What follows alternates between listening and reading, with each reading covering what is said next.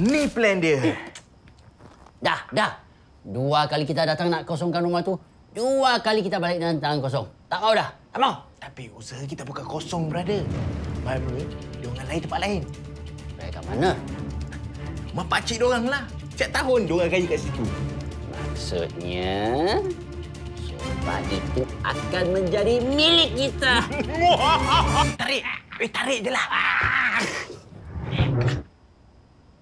Ahmad, Amjad, kamu baru balik.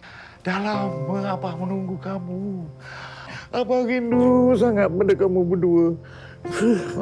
Nanti Abah beritahu semua orang. Yang mana semua orang? Kita beraya kat rumah pakcik lah. Diorang semua kat rumah pakcik.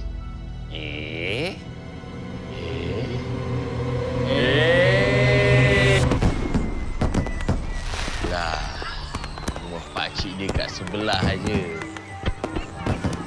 Hari raya Uncle nak berapi.